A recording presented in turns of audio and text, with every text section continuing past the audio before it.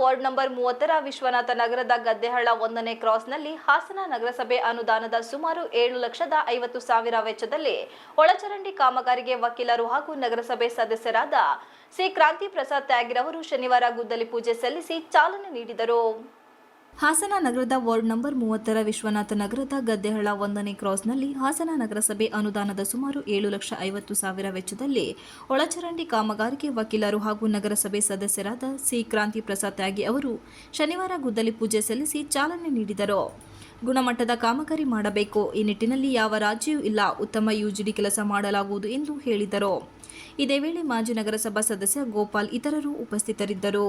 ನಮ್ಮ ಹಿರಿಯ ಮುಖಂಡರು ಮಾಜಿ ನಗರಸಭಾ ಸದಸ್ಯರು ಆದಂತಹ ಗೋಪಾಲಣ್ಣರವರಿಗೆ ನಾನು ತುಂಬು ಹೃದಯದ ಕೃತಜ್ಞತೆಯನ್ನು ಸಲ್ಲಿಸ್ತೇನೆ.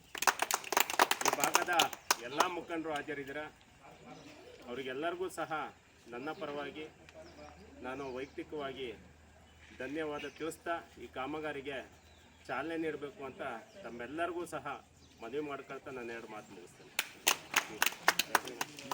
Srinivas, TV 46 Malenadu news, Hassan.